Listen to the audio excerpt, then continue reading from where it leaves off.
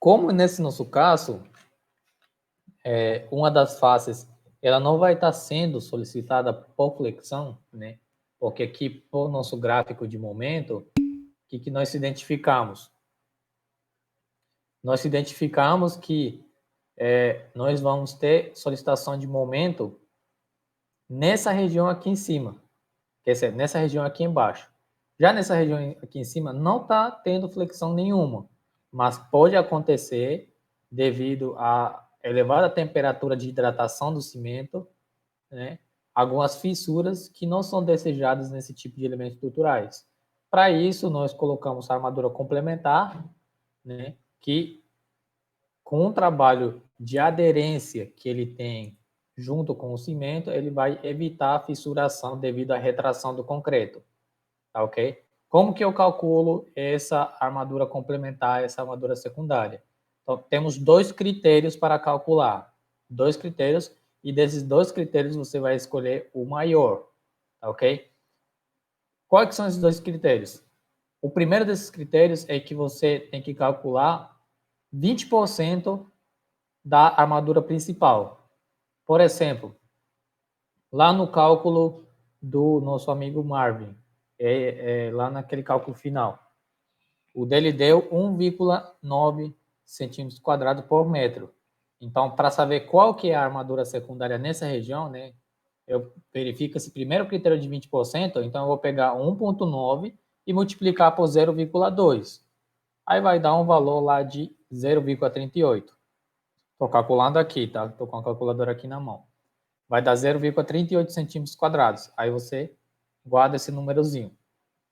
O outro critério é que ele tem que ser o 0,9 centímetros quadrados por metro, certo? Que é a armadura mínima para evitar esse tipo de fissuras. E a armadura máxima também para evitar. Na verdade, ele é a armadura máxima para evitar uma estrutura super armada. Então, comparando o 0,9 com os 20% no exemplo do Marvin, né, que deu 0,38, eu devo escolher o maior desses dois números. Nesse caso, o maior vai ser esse 0,9 centímetros por metro quadrado.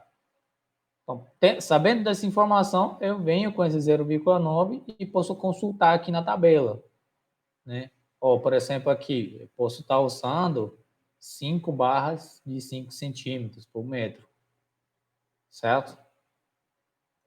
Ficou claro ou tem alguma dúvida ainda? Então, vamos lá resumir. Para saber o cálculo da armadura complementar, eu verifico esses dois critérios e eu vou escolher o maior desses critérios. Ou 20% da área da armadura principal, ou 0,9 centímetros por metro. Eu vou escolher sempre o maior entre esses dois critérios. Tá ok?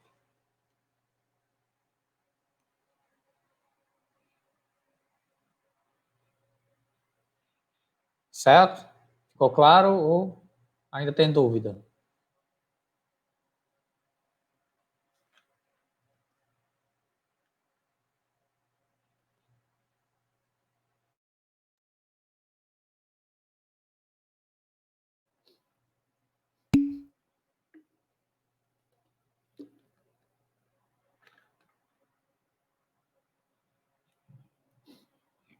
Posso sim. Vou tentar conseguir uma imagem aqui. Só um minuto.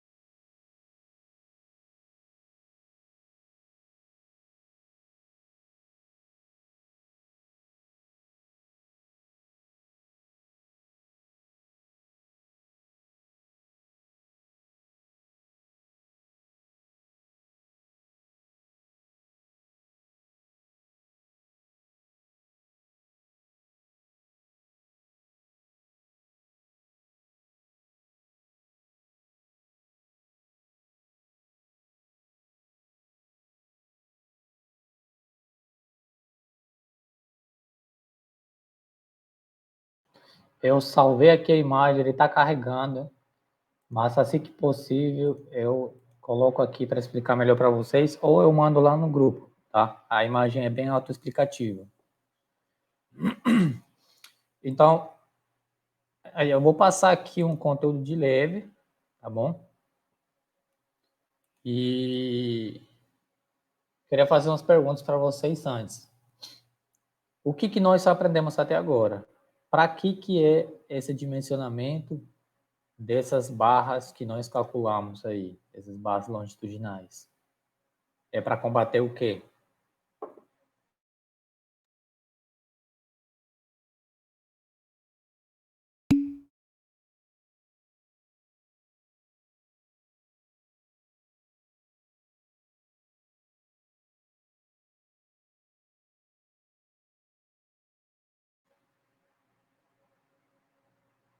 Isso. As barras que nós estamos calculando é para combater os momentos fletores, ou seja, para combater a flexão,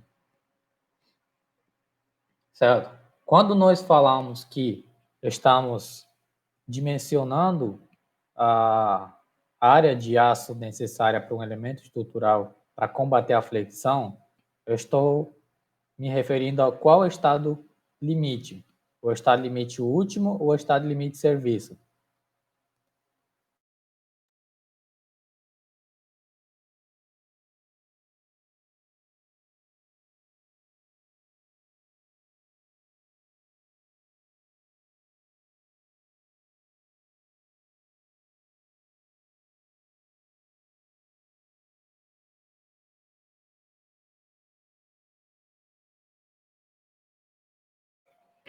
Quando nós dimensionamos uma laje com o objetivo de combater os momentos fletores que vão estar atuando nela, nós estamos analisando o estado de limite último ou o estado de limite de serviço. Essa é uma das primeiras aulas que nós vimos. Estado de limite último e estado de limite de serviço.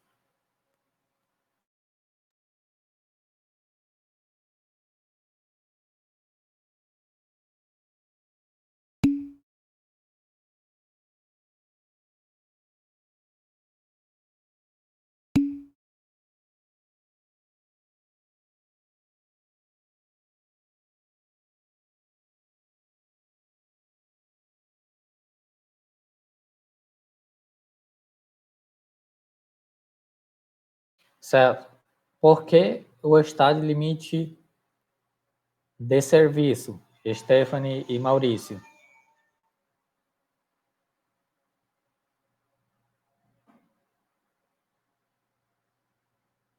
E por que o estado de limite último, Marvin?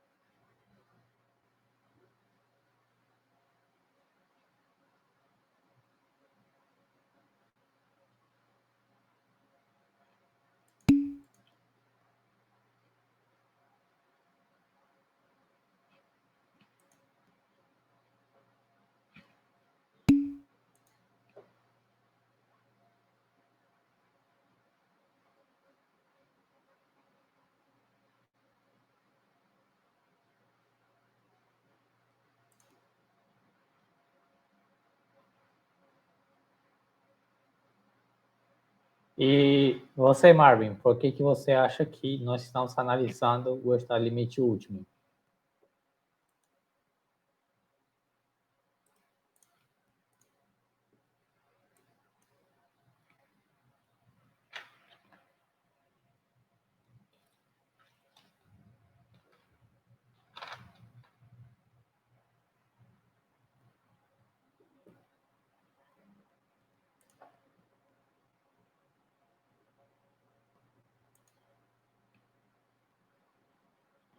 Não, defenda a sua resposta. Pode defender a sua resposta. Não pode mudar agora.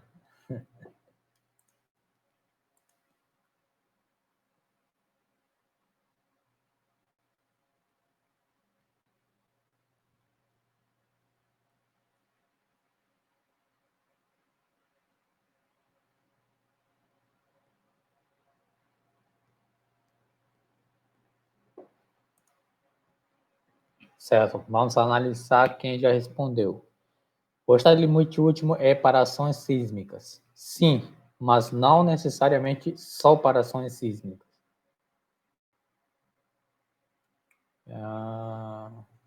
Que a estrutura não mostra nenhuma patologia.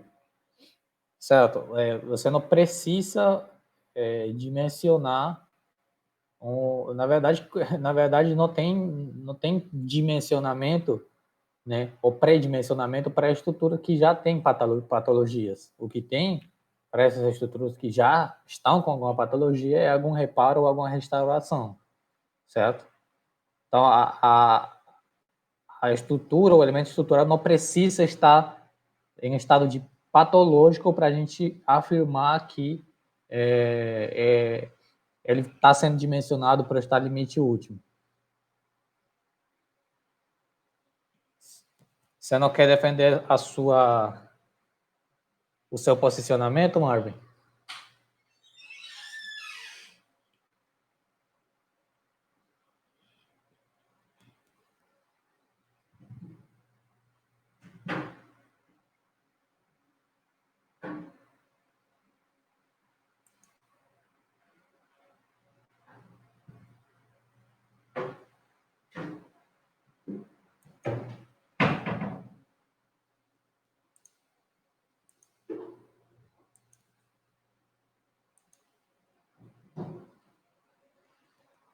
Certo. Vamos lá, então. O que é o estado limite último? Uma das primeiras aulas que eu passei para vocês, certo? O estado limite último, basicamente, ele está relacionado ao estado no qual a estrutura já não pode ser mais usada, certo? O próprio nome diz, né? Último. Você chegou no seu limite, não pode ser mais usada, sai todo mundo aí de baixo, certo? A estrutura está precária, não pode ser mais usada. O estado limite de serviço, ele está associado a alguns fatores que comprometam o serviço da edificação, mas que não necessariamente a edificação vai chegar a colapsar, certo? Como excesso de fissura, como deformações excessivas, como vibrações excessivas, né? São fatores indesejados para uma estrutura, mas não significa que necessariamente ele possa chegar a colapsar devido a esses fatores, certo? Então, quando nós dimensionamos uma laje para combater momentos fletórios, ou seja, para combater a flexão, né, nós estamos considerando todos os seus carregamentos. Então, o que nós estamos fazendo nesse momento desse dimensionamento? Nós estamos considerando a pior situação possível a qual essa estrutura vai ter que aguentar. Então, quando nós estamos fazendo aquela primeira etapa que apresentei para vocês, aquela etapa que vocês calcularam, vocês estão dimensionando a estrutura de vocês a fim de dele aguentar o seu estado de limite último, ou seja, a fim de aguentar o máximo, a pior situação dos carregamentos que vão estar atuando nelas. Certo? Ficou claro isso? Essa parte do estado limite último e o porquê que essa primeira análise, esse primeiro dimensionamento das barras longitudinais é para o estado limite último? Ou tem alguma dúvida ainda? Isso tem que ficar bem claro, tá? Para a gente entrar nesse próximo assunto.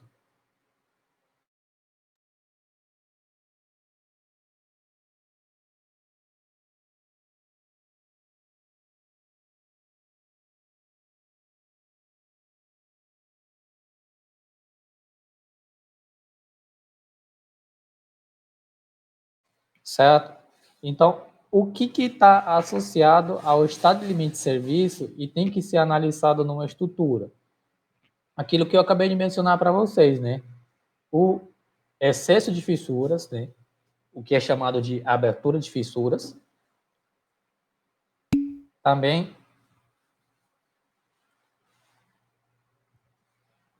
Maurício, quando uma estrutura apresenta recalque, nós estamos nos referindo à infraestrutura da edificação e não à superestrutura da edificação. Ou seja, nós estamos nos referindo às fundações, tá bom? Então, nós vamos, não vamos entrar em detalhes, porque é outra matéria, tá?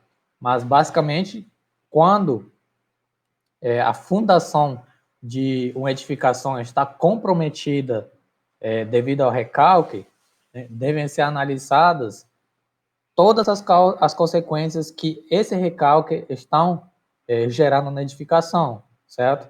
Por exemplo, recalques diferenciados podem gerar rachaduras na edificação, né? E dependendo de aonde essas rachaduras estão acontecendo, aí você pode classificar ela como uma edificação que está no estado de limite de serviço ou no estado de limite último, tá ok? Agora, voltando aqui novamente, né? O que é estado de limite de serviço? No estado de limite de serviço, o que tem que ser analisado é aquilo que eu falei para vocês, né? Deformações excessivas, né? Por exemplo, eu não sei se vocês já viram, eu vou compartilhar um outro slide aqui para vocês.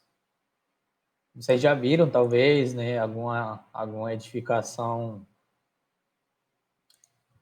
seriamente comprometida, alguma laje com barriguinha, né, com flecha, que o pessoal chama. Né, vocês já devem ter visto também. Ou vocês já devem ter visto, talvez, uma viga, né, com essa flechinha, ou uma viga com essa de fissura também, vocês já devem ter visto, né. Então, todos esses detalhes, esses pormenores aí que eu estou mencionando, eles estão comprometendo o serviço de edificação. Certo? Eu vou mostrar aqui algumas imagens para vocês para ficar um pouco mais claro, tá? Uma análise visual não vai te falar se a edificação está dentro do estado limite de serviço ou dentro do estado limite último, certo? Mas ele pode te auxiliar, né? Como que eu sei se a minha... você está fazendo uma perícia, vamos supor, isso aqui é o caso do fundo de um reservatório superior de uma edificação. Como eu sei se essa laje aqui atingiu o seu estado limite de serviço ou atingiu o seu estado limite último? Então, vamos lembrar o básico, o conceito básico, certo? O estado limite último significa quando ela já atingiu uma situação precária que pode levar a edificação, né, ou a estrutura ao colapso. O estado de limite de serviço, né, compromete o conforto do usuário da edificação. Então, temos aqui, por exemplo, essa laje, né? Nós vemos aqui claramente que o cobrimento desse fundo, dessa laje aqui, não tem mais, e as barras de aço estão visíveis e com uma corrosão aparente.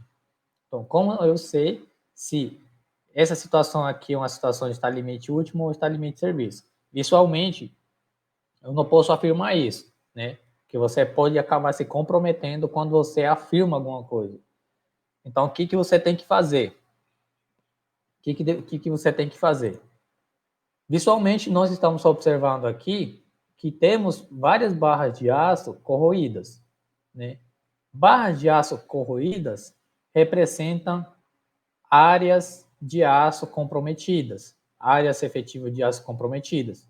Então, se as áreas de aço que foram calculadas para essa laje estão comprometidas, significa que provavelmente essa laje aqui está bem próximo do seu estado limite último, porque aquela área de aço que foi calculado para combater a flexão, que iria atuar nessa laje aqui, já está totalmente comprometida. 10, 5, 20, 25%, seja o que for, já está comprometido, certo? E se está comprometida, se temos aqui uma área de aço insuficiente para os carregamentos que atuam nessa laje, então automaticamente foi atingido o estado limite último dessa edificação e em qualquer momento ela pode vir ao colapso. Não significa que ela pode vir ao colapso agora, nesse momento, né? Isso não tem como definir, não tem como prever, né? Teria que ser feita análise não apenas dessa trecho dessa laje, né? Ver por aqui o que mais tem em outras regiões dessa laje, certo? Aqui, por exemplo, está no estado limite último ou no estado limite de serviço? Esse elemento aqui.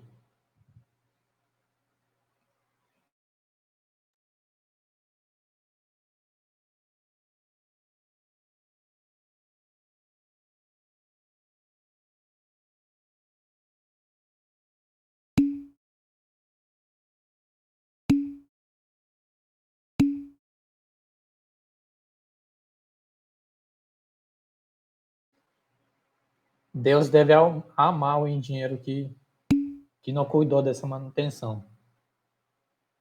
E aí colocou a mão dele aí embaixo, está segurando. Então, o que acontece aqui?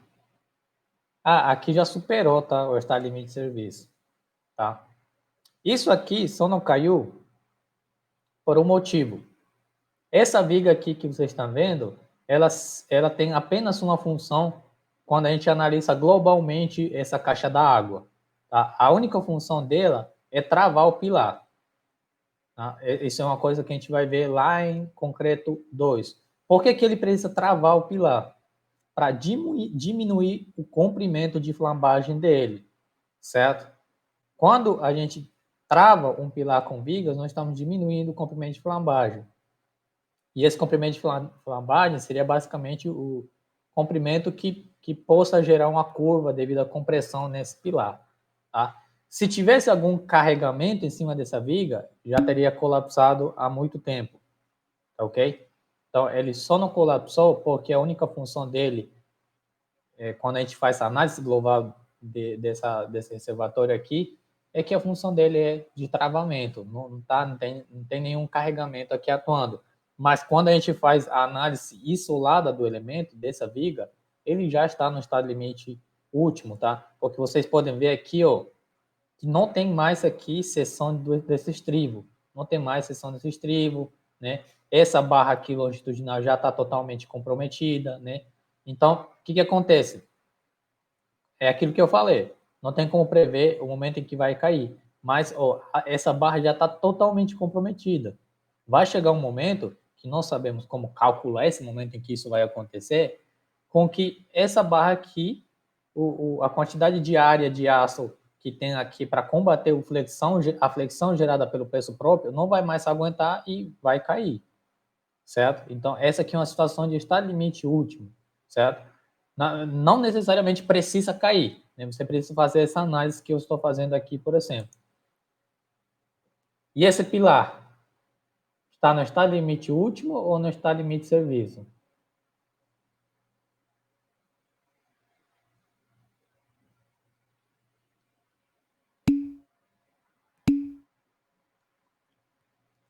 Esse pilar aqui, ele está no estado limite último ou no de serviço?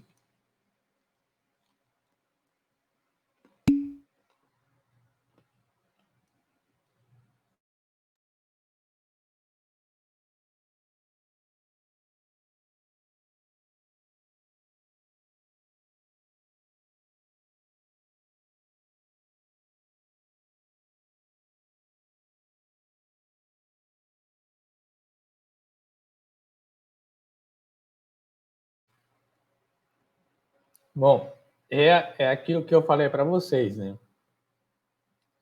Não arrisquem falar de cara se ele está no estado limite último ou se vai cair ou não. Que o teu cliente não vai entender está limite último ou serviço. Ele vai te perguntar, vai te chamar assim, ou Marvin, ou eu, Stephanie. Cara, tô com um reservatório lá e quero saber se vai cair. Ele não vai te perguntar se está no estado limite último ou de serviço. Então, não arrisque, mesmo que seja um palpite, não arrisque a dar essa opinião para o seu cliente numa primeira visita, tá? Eu arriscaria também aqui, mas não falaria para o cliente, a falar que essa situação aqui é uma situação de estado limite de serviço. Falaria para o cliente se tipo, não falaria na primeira visita, né? Mas internamente eu ficaria pensando aqui, esse aqui está no estado limite de serviço, ainda tem um jeito, mas esse jeito tem que ser analisado com maior detalhe e tem que ser o quanto antes. Né? O que acontece? Nós vemos aqui também barras longitudinais comprometidas, né? E estribos também um pouco comprometidos.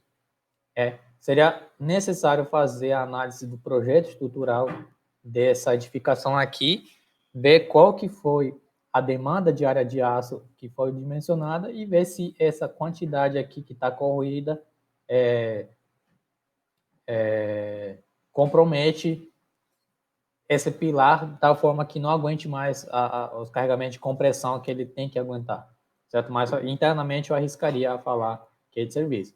Tá? Minha recomendação de forma geral é que numa primeira visita nunca arrisquem a dar uma resposta tão certeira para o cliente, certo? A não ser que esteja muito na cara, né? A não ser que, pô, 30, 40% dessa seção de concreto esteja comprometida. Aí tu sai correndo e fala para o cliente sair correndo também. Essa bigota aqui? Isso aqui é uma laje.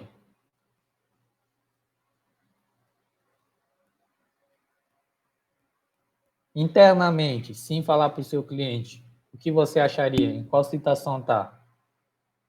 Gostei do depende. Olha aí, ó, tá aprendendo rápido. Mas assim, internamente, para você, visualmente, o que seria? Que situação estaria essa bigota?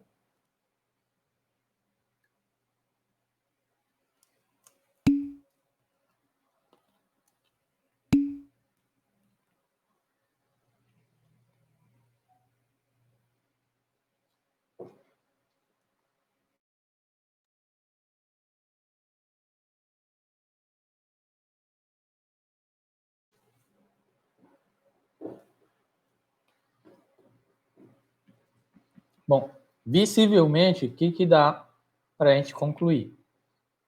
Cara, isso aqui já passou de ser uma fissura, né? Isso aqui é uma rachadura, tá? O que mais a gente observa além dessa rachadura, dessa trinca? Que dá para ver aqui, por exemplo, a lajota, né? E do lado da lajota já tem certo deslocamento dessa região. Então, provavelmente, essa região dessa laje, além de estar fissurada, trincada, também está tendo deslocamento. Ou seja, ele atingiu o seu estado limite de serviço, isso é certeza. É certeza que atingiu o estado limite de serviço. Né? Seria necessário fazer uma análise mais profunda da barra de aço que está aqui, porque a simples vista não dá para ver se ele já está corroído, se ele está comprometido. Né? Dependendo do tempo em que essa rachadura tem aqui, dependendo do tempo em que essa rachadura, essa barra de aço foi exposta ao meio ambiente, né, que o nosso meio ambiente é rico em oxigênio, então a oxidação já pode ter começado aqui e ter comprometido a nossa barra de aço, certo? Mas, assim, uma observação inicial, ele já atingiu vários estados limites de serviço. Temos um deslocamento aparente dessa laje e temos também uma trinca, uma rachadura aqui nessa vigota, né? Chamaria ele para conversar sobre, sobre lá fora, porque aí embaixo é mais suspeito. E o pior, né? O pior é que é um espaço confinado, né? Um espaço confinado aqui, ó. Então eu chamaria para conversar fora mesmo. É o que eu fiz, né? Eu só entrei lá para ver como tá, depois saí. Falei, rapaz, o negócio não tá bom, não. E essa viga aqui? Está limite de serviço ou está limite último? Essa aí tá mais tranquilo, tá?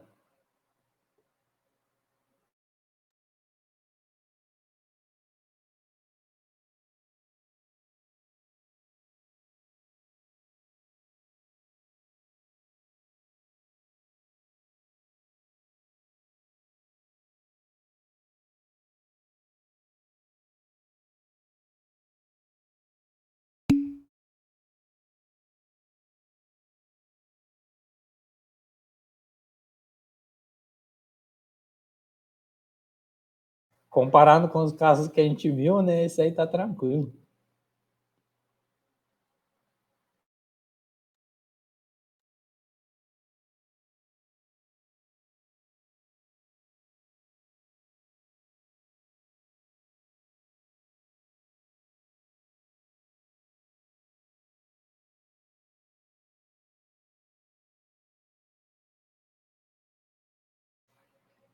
Olha a observação do Eurípides, né? Barriguinha boa, exatamente, tá? Essa aqui é uma fita puxada, né, do mesmo nível de ambas as extremidades. Então, essa linha aqui está nivelada. E exatamente essa barriguinha aqui é uma deformação excessiva da nossa viga, tá? Então, aqui tá, essa viga aqui está no estado limite de serviço, que ele atingiu aqui o estado limite de deformação, tá? Não vemos aqui trinca, não vemos fissuras, então, inicialmente, essa seria a observação dele, né? Isso é uma coisa que deixa o usuário desconfortável, né? Ver uma viga com esse deslocamento aqui. E, na verdade, nem precisava puxar essa fita, né? Dava para ver isso a olho nu, né? Só de bater o olho já dava para perceber esse deslocamento aí. E aqui?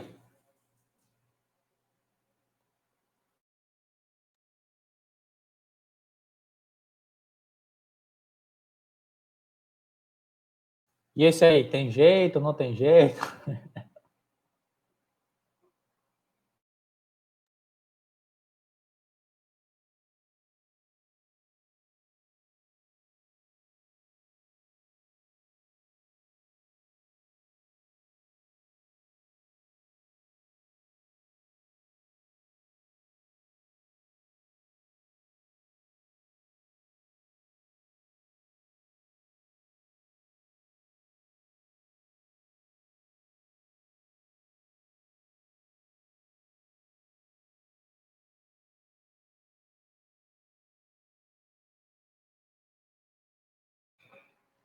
Esse aqui, além de...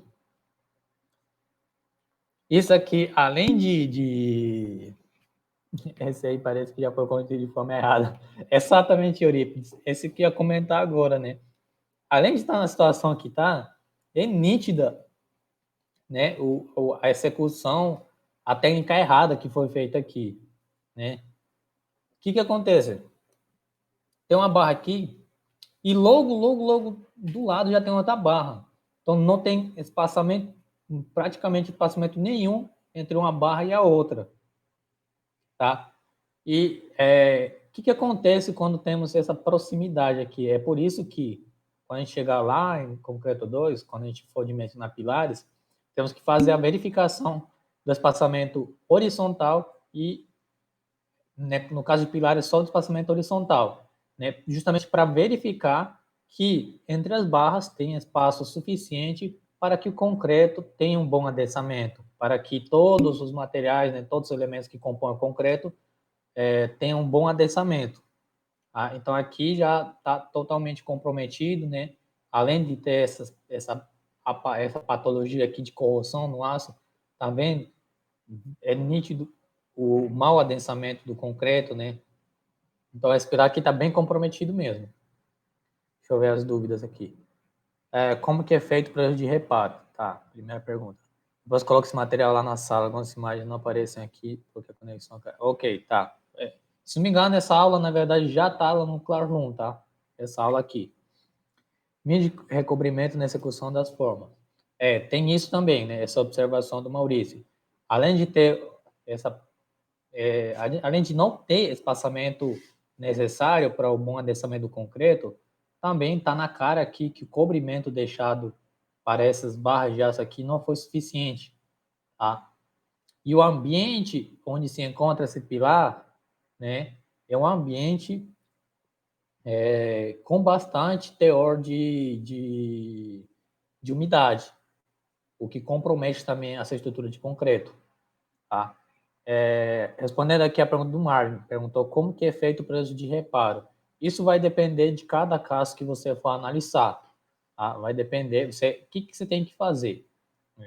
para vocês, caso tenham interesse de trabalhar na área de perícia e reparo estrutural, né, ou restauração estrutural. A primeira coisa que é feita várias visitas, né, na obra, e a maioria dessas obras que estão nessas situações, né, são edificações antigas, que muito provavelmente não vai ter o projeto arquitetônico atualizado. Então, uma das primeiras visitas que você vai ter que fazer vai ser para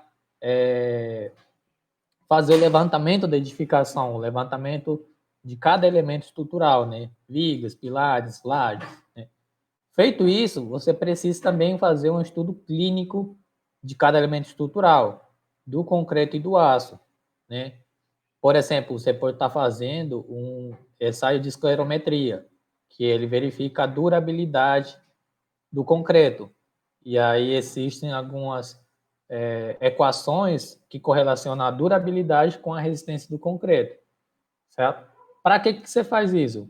Para ver o quão comprometido o concreto está, né? Para ver se pelo menos ele tem a resistência mínima desejada para o tipo de edificação que você estiver analisando, certo? Você também precisa descascar parte desse material, né? Nesse caso aqui, a gente não precisou, né? Já estava assim. Para que você vai descascar?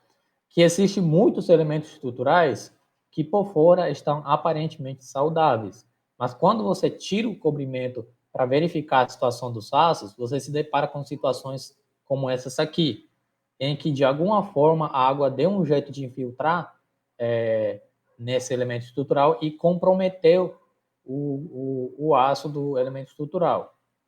Então, depois de você fazer toda essa análise, depois de você saber qual é a situação atual da sua edificação, que você vai escolher a solução que você possa estar dando, né?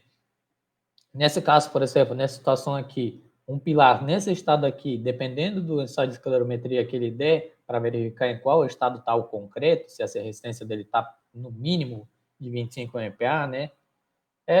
Talvez na restauração você ignore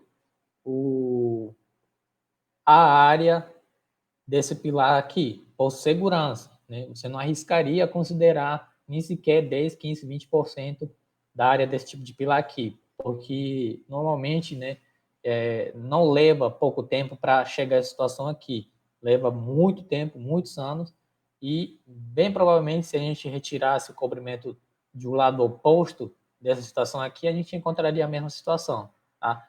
Então, questão de reparo, qual que é o procedimento, qual que é o procedimento para esse reparo? É basicamente isso que eu falei, tá? Você precisa fazer uma perícia, precisa analisar cada elemento, né? Não necessariamente cada elemento, você precisa escolher alguns elementos, uns 20% da quantidade de elementos que tiver lá, para analisar e ver qual que é a situação. E quando você souber da situação atual da edificação, você vai estar mais apto a escolher a solução para o reparo, para a restauração ou para o reforço estrutural. Tá ok? Temos aqui também uma laje comprometida devido à infiltração, né? É bem comum aqui na região, laje de reservatórios de água, né? Está nessa situação aqui, porque não foi feita a impermeabilização correta. Agora aqui um pouco do que a nossa amiga Stephanie esteve comentando mais cedo.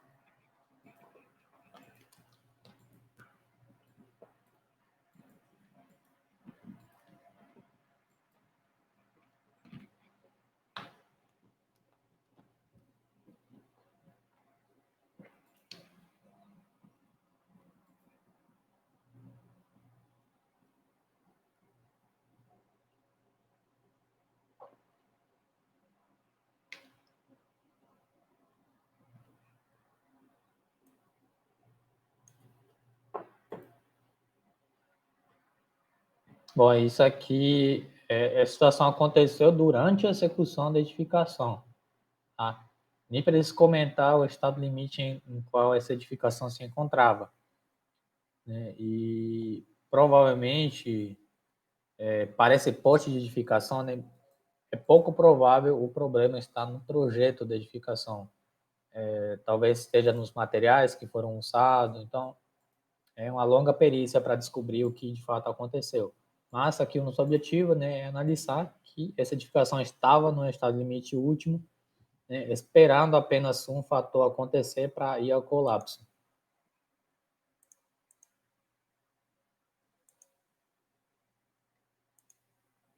Esse aqui é um vídeo bem longo, então eu vou ficar pulando ele aqui em algumas etapas.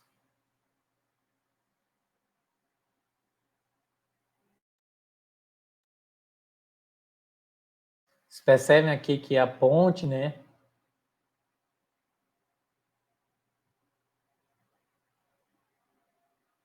não está em situação ideal para ser usada, digamos assim.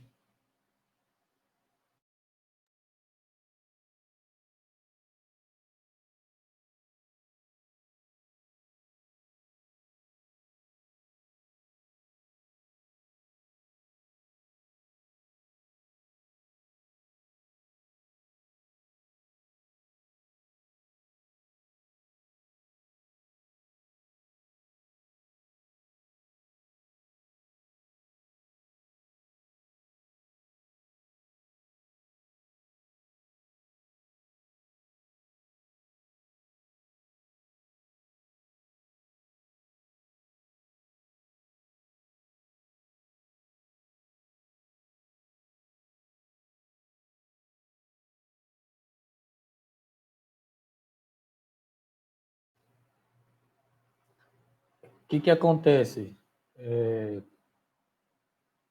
Em algumas proporções, as lajes, né, os elementos estruturais, eles podem ser analogamente comparados a, por exemplo, a laje a uma superfície ou a uma casca, né, como é conhecida lá para a Europa. Né? A laje é classificada, definida como casca. Né? É como se fosse uma folha de papel. Então, o que está acontecendo aqui nesse vídeo bem antigo, aliás, que eu estou mostrando para vocês? A ponte entrou em frequência com a velocidade do vento. E aí fez com que a ponte entrasse em ressonância, né? A ressonância que não voltaria mais ao normal até atingir a ruptura desse elemento. Então, essa aqui é realmente a ação do vento numa estrutura, numa baita estrutura, né? Numa ponte gigantesca aqui. Então, provavelmente não foram consideradas as variáveis adequadas para o vento nessa situação aqui.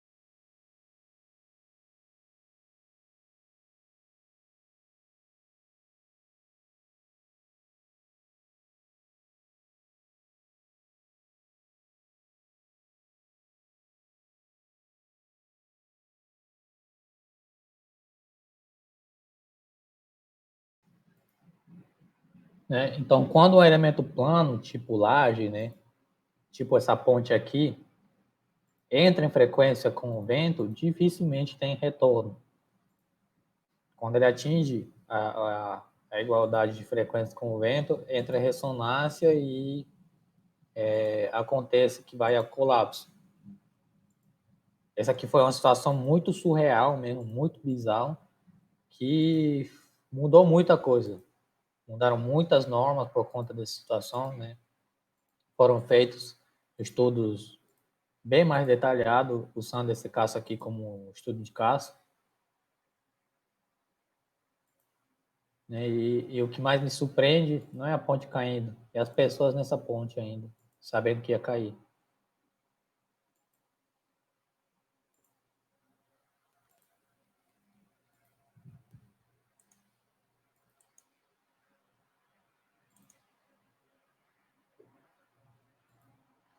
Quero que vocês vejam nesse vídeo e me digam o que foi que aconteceu aqui.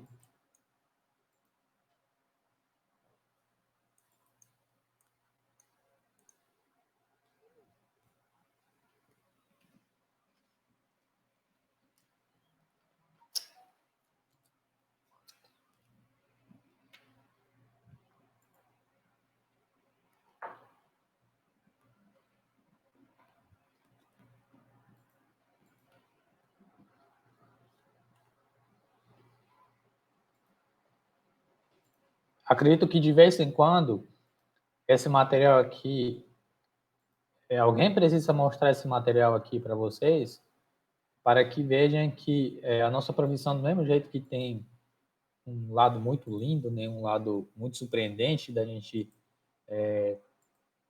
construir coisas do nada, também tem esse lado aqui que requer muita responsabilidade, né?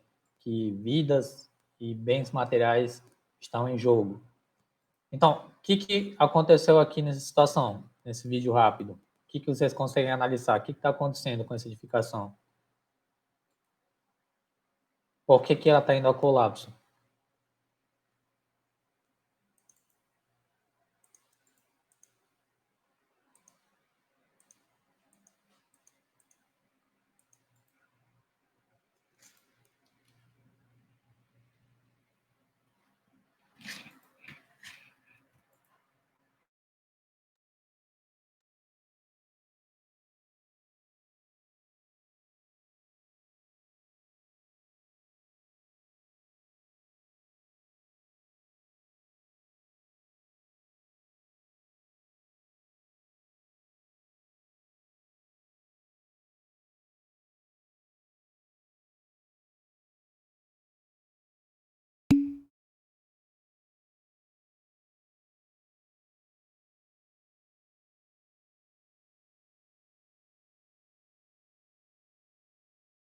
Isso, os dois lados do prédio, na verdade, o prédio todo, né, tá comprometido. Tá, vamos voltar aqui e analisar a imagem, né? Esse bração aqui e essas cores aqui são as cores do México, né? O México, ele está num território de uma massa de terra bem próxima de placas tectônicas, né? Que está em bastante movimento. Essa aqui, apesar de não estar muito na cara, é uma situação de terremoto, tá? Está acontecendo uma aumentação sísmica aqui e o prédio está indo ao colapso porque atingiu o seu estado limite último relacionado a movimentações sísmicas, tá?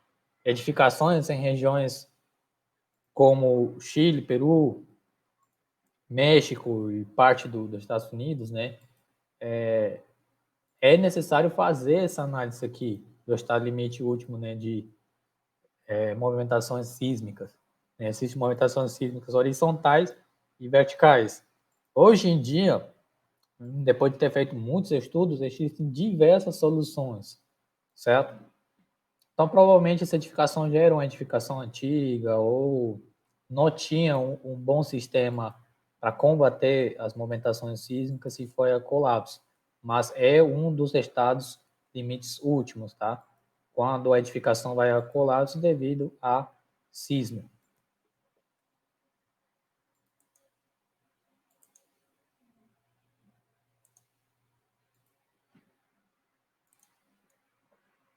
Bom, então, voltando aqui ao nosso assunto, né?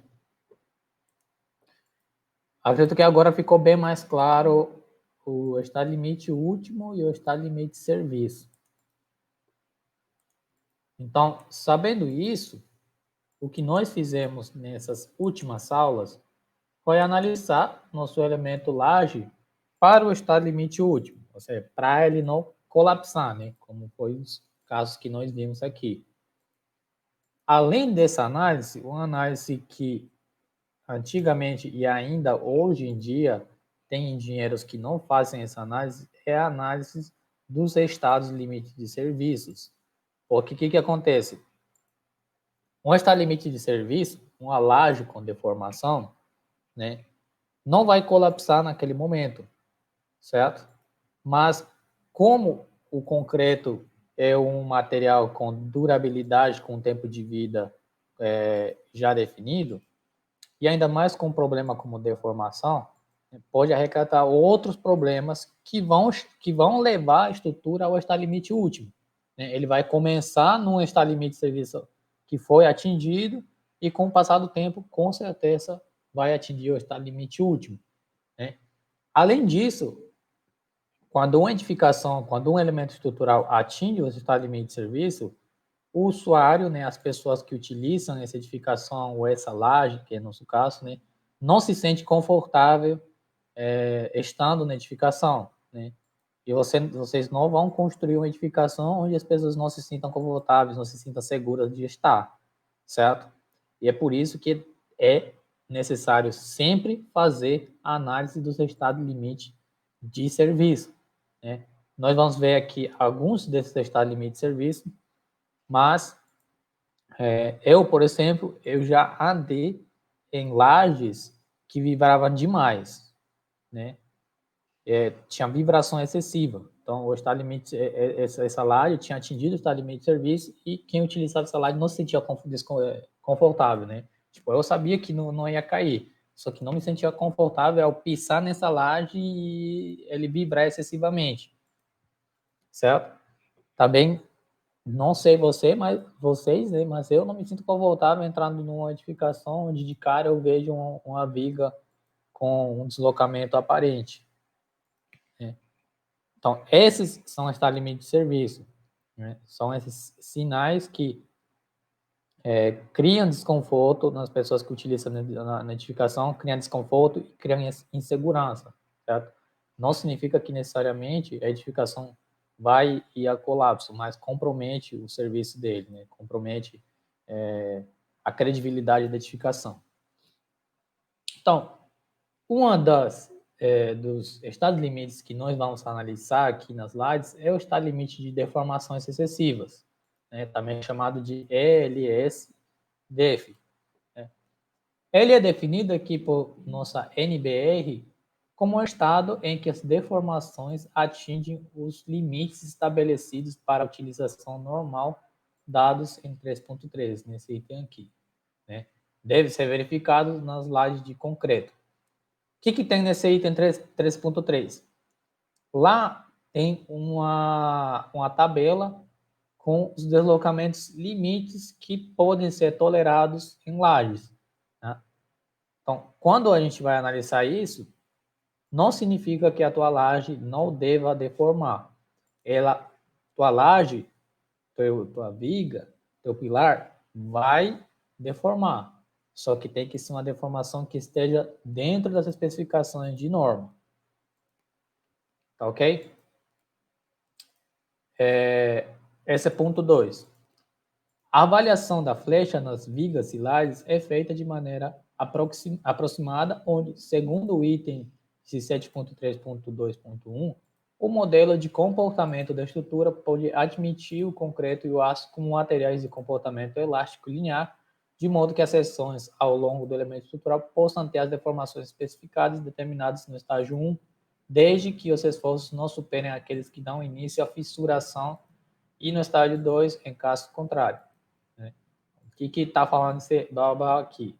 Que existe sim uma tolerância de deformação, que tem que obedecer essa especificação aqui, é considerado o concreto junto com o aço materiais elásticos.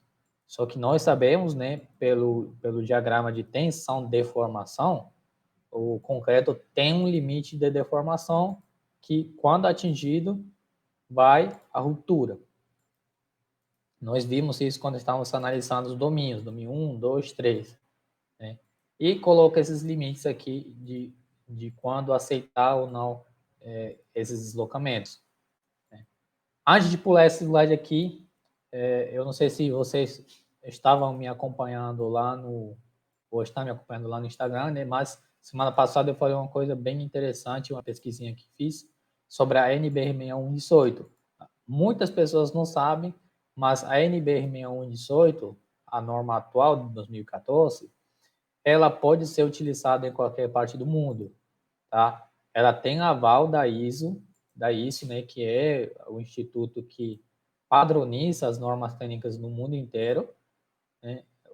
A ABNT, né, a Associação de Normas Técnicas Brasileiras, submeteu a 6118 para que ela seja aceita como norma em todos os países. Né? Foi um processo bem longo, né, para até que sejam ajustadas todas as especificações dentro da nossa norma e, por último, foi aceito.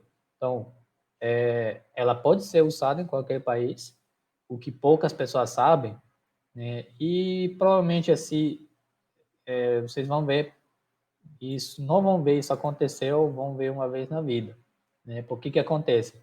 As normas europeias e as normas americanas, né, dos Estados Unidos, elas dominaram os nossos países vizinhos, né? Um engenheiro estrutural lá da Colômbia, por exemplo, ele deve estar usando, como lá não tem nenhuma associação de normas técnicas nacional, eles devem estar usando ou as normas europeias ou as normas dos Estados Unidos, né? Lá no Peru, por exemplo, eu tenho colegas que utilizam as normas europeias ou as normas dos Estados Unidos, né? Depois dessa pesquisa que eu fiz, eu informei para eles que eles poderiam estar usando também a 6118. Então, é uma coisa bem interessante, né? A engenharia no Brasil, apesar dos seus limitantes, né, que a gente conhece, né, é uma das melhores engenharias da Latinoamérica e também uma das melhores do mundo, tá? Justamente porque nós temos esse aval aqui de ter uma associação de normas técnicas nacional, que não é comum nos outros países. A outra análise de verificação do estado limite de serviço que temos que fazer é sobre a fissuração, né? Existe um momento chamado de momento de fissuração, né? Que é um momento que, a partir do instante em que o nosso elemento estrutural atingir esse momento, o nosso elemento estrutural vai começar a fissurar. Por isso que é chamado de momento de fissuração, porque é o momento limite em que nosso elemento estrutural começa a fissurar. Então, quando eu falo que de estar limite de serviço de abertura de fissura, não significa que a tua viga, a tua laje não vai fissurar. Ela vai fissurar, mas também dentro de um limite estabelecido pela norma, que é milimétrico, questão de milímetros, 3, 4 milímetros, né? Quase invisível olho nu, né? No estado limite de serviço, as estruturas trabalham parcialmente no estágio 1 e parcialmente no estágio 2. Tá? Vocês não vão encontrar, na prática, um elemento estrutural que ele esteja trabalhando totalmente ou no estágio 1, ou no estágio 2 ou no estágio 3. Né? Como ao longo de um elemento estrutural a flexão varia, também vai variar o estágio em que se encontra, certo? Então, é por isso que essa observação aqui foi bem relevante. Né? No estado limite de serviço, as estruturas trabalham uma parte no estágio 1, outra parte no estágio 2. Certo? A separação entre esses dois comportamentos é definida pelo momento de fissuração. Certo? Então, como que você vai saber qual parte está trabalhando no estágio 1, no 2? É esse momento de fissuração aqui. Tá? Esse momento pode ser calculado pela seguinte expressão. MR igual a alfa vezes FCT vezes IC dividido por YT. tá? E antes da gente continuar, já deixa alertar aqui que não é fácil fazer a análise de serviço das nossas certificações, tá? É uma das partes mais chatinhas. Sendo que YT é o centro geométrico da nossa seção, né? Seja uma viga, uma laje, e o IC é igual a BW vezes H ao cubo dividido por 12, que é o momento de inércia, né, da seção bruta de concreto. E esse alfa aqui, ele é o fator que correlaciona a resistência à tração na flexão com a resistência à tração direta.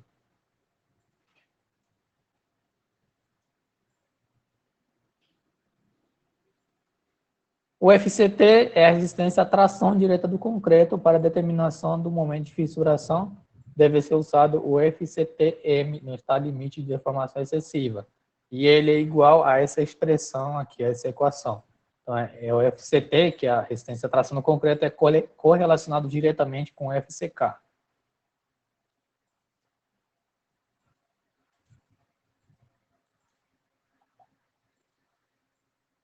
Então, sabendo disso, vocês precisam ainda fazer a análise, né, da verificação do estágio do elemento ou da edificação que vocês estiverem analisando. Por exemplo, para o momento fletor na laje, a ser comparado com o momento fletor de fissuração, deve ser considerado a combinação rara, né? Vai existir diferentes combinações de serviços para diferentes situações, né?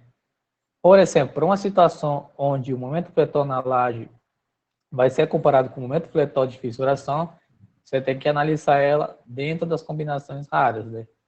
A combinação rara ocorre algumas vezes durante o período de vida da estrutura e sua consideração pode ser necessária na verificação do estado limite de formação de fissura, né? O que é a combinação rara? O que significa? Combinação rara, ele está se referindo a momentos em que a nossa laje, eu vou tratar de laje, tá? Vai estar sendo usada. Por exemplo, uma laje de dormitório. Uma laje de dormitório, lá no estado limite último, você vai calcular na sua pior situação, né? Quando ele estiver na totalidade das cargas permanentes e quando ele estiver na totalidade das suas cargas variáveis, certo? Aqui no estado limite de serviço, né, ele faz essa análise de que nem sempre, pelo menos no estado limite, pelo menos nas cargas variáveis, nem sempre vai estar 100% comprometida. Né? O que isso significa? Por exemplo, se eu considero uma laje de dormitório, por exemplo, 150 kg por metro quadrado, não significa que o tempo todo vai estar submetido a 150 kg por metro quadrado de carga variável, né? Mas significa que em algum momento vai atingir esse limite. Então, justamente é isso que fala as combinações, né? Combinações que são quase permanentes, combinações que são frequentes de acontecer e combinações que raramente acontecem, certo? Nas lajes de construções residenciais correntes, de modo geral, existe apenas uma ação variável, a carga acidental, conforme definida pela NBR 6120, que é aquela que vocês consultaram para saber qual que é a carga variável de uma laje de escola, né? De modo que a equação fica reduzida a dois termos, né? Por exemplo, quando a gente vai analisar o estado limite de fissuração, né, isso vai acontecer dentro das combinações raras. Então, você vai ter que escolher essa equação para analisar, para fazer o cálculo das suas solicitações. Sendo que essa última equação aqui, essa última variável, você vai anular, porque em construções residenciais temos apenas uma carga variável, né? Existem outros tipos de edificações especiais onde tem que ser considerado várias cargas variáveis. Por último, né, quer dizer, a continuação, você precisa calcular o módulo de elasticidade do seu concreto, já que você está falando de deformação e fissuração, você precisa calcular o módulo de elasticidade do seu concreto. Como que eu faço esse cálculo? Através dessa equação aqui.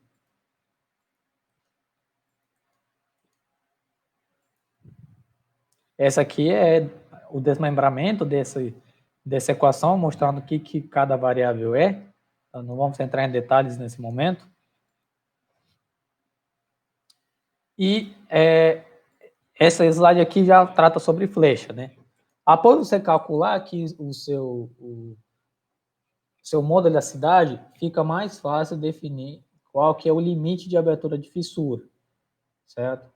Ele vai ser definido por uma equação que vamos ver já, que correlaciona justamente o modelo da cidade do concreto. O outro estado limite de serviço é a deformação excessiva, né, também chamada de flecha. A deformação, ela é a combinação da flecha diferida pelo tempo, né, e da flecha imediata. O que cada uma delas é? A flecha imediata é a flecha gerada em nosso elemento estrutural, né, em nossa laje, assim que ela receber os primeiros carregamentos. O peso próprio, o peso do revestimento, né, esse peso que vai apoiar em cima da nossa laje vai causar uma flecha que é chamada de flecha imediata, né? E ao longo do tempo, com o tempo, conforme essa nossa laje for sendo utilizada, né, tem que ser calculada uma flecha que é chamada de flecha diferida no tempo, né? E devido à longa utilização da nossa laje, também vai gerar uma flecha. E a flecha total é o somatório dessas duas, da flecha imediata e da flecha diferida pelo tempo. Certo? Existe todo um cálculo para a flecha diferida pelo tempo também, né? Você pode calcular aqui a sua flecha diferida pelo tempo em meses, certo? Para acompanhar a deformação da tua laje. Isso aqui fala o que eu acabei de mencionar para vocês, né? Que a combinação das flechas são essas duas. E a flecha máxima ou deslocamento limite são valores práticos utilizados para verificar em serviço no estado limite de deformação excessiva da estrutura. Os deslocamentos limites são classificados em 4 grupos básicos relacionados a seguir, né? Então, dentro do estado limite de serviço de deformações, ainda existem subdivisões, né? Por exemplo, a aceitabilidade sensorial. Esse limite aqui ele é caracterizado por vibrações indesejadas ou efeito visual desagradável, né? A aceitabilidade sensorial é quando você vê uma laje, anda nessa laje e tem vibrações indesejadas, né? E também, visualmente, não é confortável para as pessoas que utilizam essa laje. Efeitos específicos. Os deslocamentos podem impedir a utilização adequada da construção, né? Algumas deformações excessivas, né, podem causar um total desconforto para quem estiver usando, tal ponto de impedir a utilização dela, né? Uma laje aí que tenha variação de deformação não vai ser confortável para o usuário. Efeitos em elementos não estruturais. São deslocamentos estruturais que podem ocasionar o mau funcionamento de elementos que, apesar de não fazerem parte da estrutura, estão a eles ligados, né? Por exemplo, paredes, né? Se uma viga, vamos supor uma viga aqui, tá? Estou dando um exemplo de uma viga. Se uma viga deslocar, junto com ela, a nossa parede de alvenaria vai deslocar, o que vai causar fissuras nessa parede. Então, existe também um limite de deslocamento aceitável para o nosso elemento estrutural, de tal forma que não venha comprometer elementos não estruturais da edificação. Outro exemplo em lajes, o revestimento, né? Quando existe uma deformação excessiva nas lajes, o que acontece? Os espaços reduzidos, os espaços entre as juntas do revestimento, né, de porcelanato, vão se unindo e com o tempo vão ocasionando forças normais dentro das lajotas, né, dentro das placas de porcelanato e causam trincas.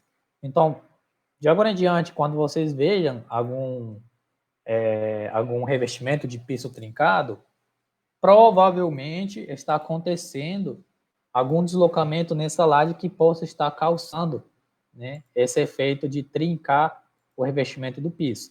Provavelmente, você precisaria fazer uma verificação também. Efeitos em elementos estruturais.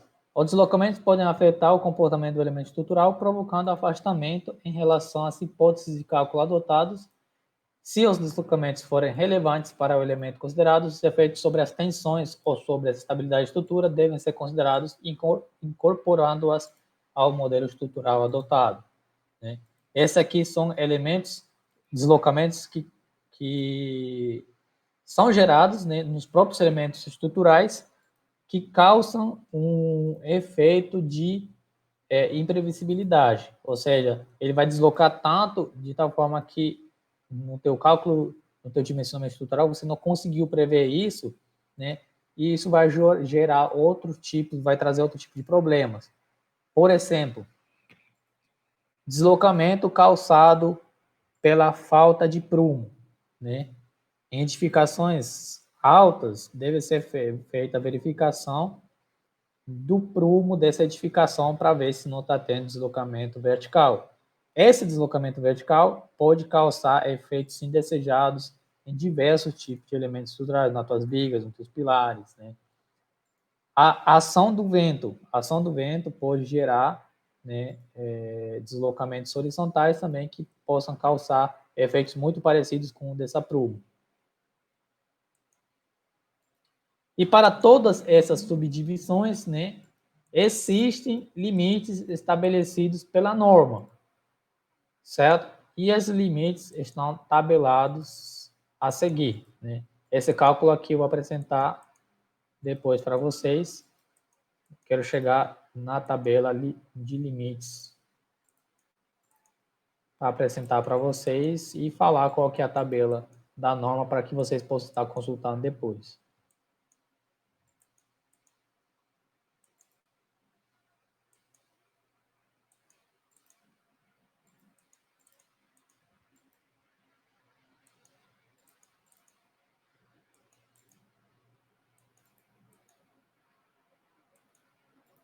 Não é possível que eu não tenha colocado aqui a tabela.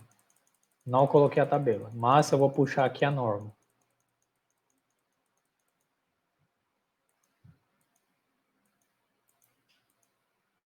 Eu vou puxar aqui a norma rapidinho e vou abrir e compartilhar com vocês.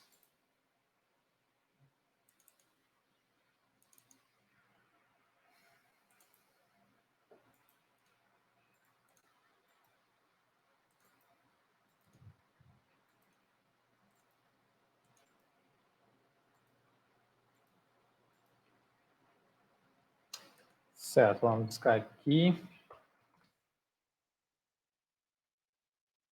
Essa tabela aqui, aquela que eu já tinha mencionado no slide, né?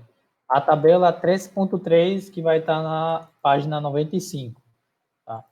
Nessa tabela aqui, ó, estão todas as subdivisões que nós acabamos de falar. Aceitabilidade sensorial, efeitos estruturais em serviços, efeitos em elementos não estruturais, efeitos em elementos estruturais, né? E estão aqui os limites aceitáveis pela norma, né? Por exemplo, aceitabilidade sensorial, visual, né? Deslocamentos visíveis em elementos estruturais. O total aceitável para a norma é de L para 250, onde L é o vão efetivo da nossa laje, né? Por exemplo, vamos supor aqui que nós temos, né, um vão de 250 centímetros, né? Eu vou pegar 250 centímetros, dividir para 250, é igual a 1 centímetro. Ou seja, a norma aceita um limite de até 1 centímetro de deslocamento para essa laje, certo?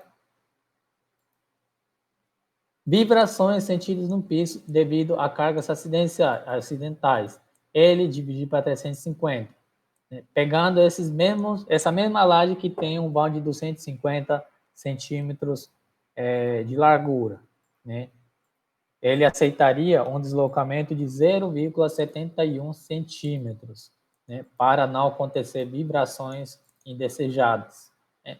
E assim você vai fazendo as verificações que você achar necessária para o seu estado limite de serviço de deslocamento, deformações. Tá ok? Vamos voltar aqui a nosso slide. Alguma pergunta até aqui?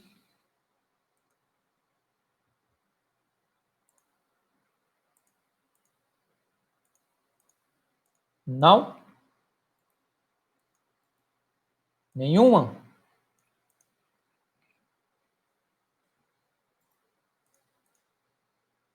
Pode falar.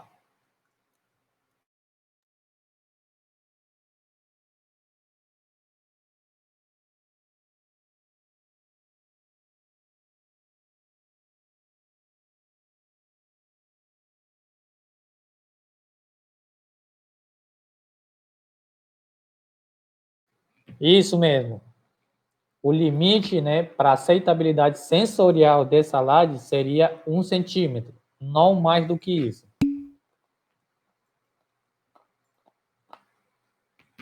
Não, Stephanie, eu dei um exemplo, né? O que a norma diz? Para aceitabilidade sensorial, o limite é L para 250, onde L é o vão da laje.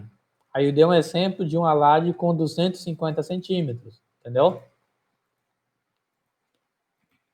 Aí eu pegando uma laje com vão de 250 centímetros, dividir por SL por 250, né, daria um limite de 1 centímetro.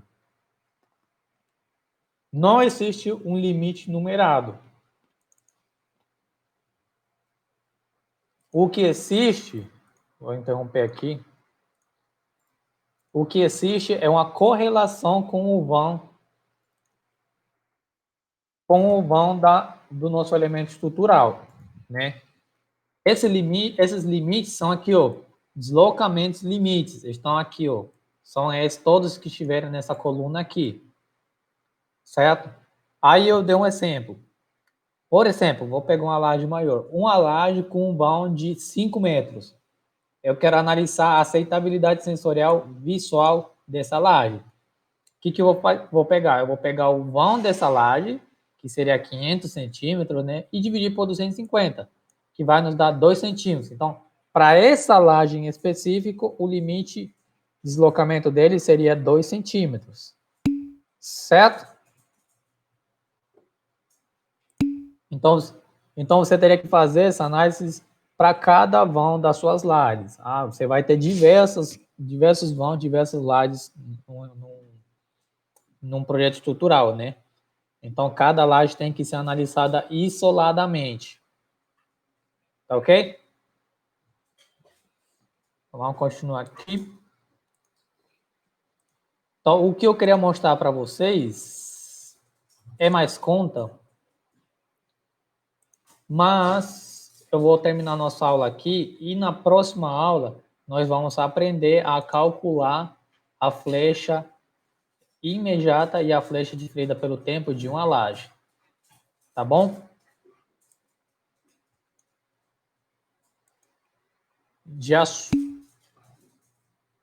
E na próxima aula também já vamos ver mais um pouco sobre detalhamento de laje e já vou trazer o trabalho e alguns exercícios para a gente resolver aqui na aula. Tá bom? Já visando a nossa prova do dia 20. A nossa prova vai ser dia 20, tá? A prova vai valer 7 pontos e o trabalho vai valer 2 pontos, mais 1 ponto dos trabalhos que você já vinha fazendo a cada aula. Tá? Alguma pergunta sobre a aula de hoje, ou sobre a avaliação, ou sobre concreto, ou sobre engenharia no geral? Eu não quero me estender por 2 motivos, né? Porque está tendo muitos colegas aqui com falha na conexão, né? Que estão aqui conectados, mas que estão me relatando que estão com falha na conexão, e tem várias pessoas que faltaram também.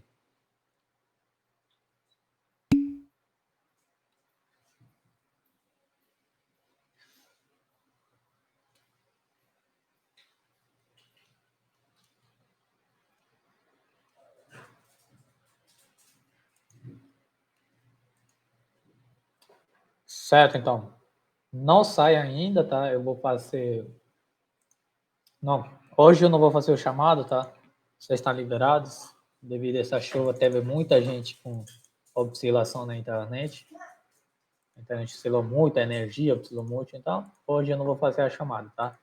Muito obrigado para quem participou, Marvin, Stephanie, o nosso colega também, o Maurício, o Gildevanho, muito obrigado por estar sempre participando e perguntando, tá? Isso mostra que vocês têm bastante interesse aqui na matéria, na engenharia.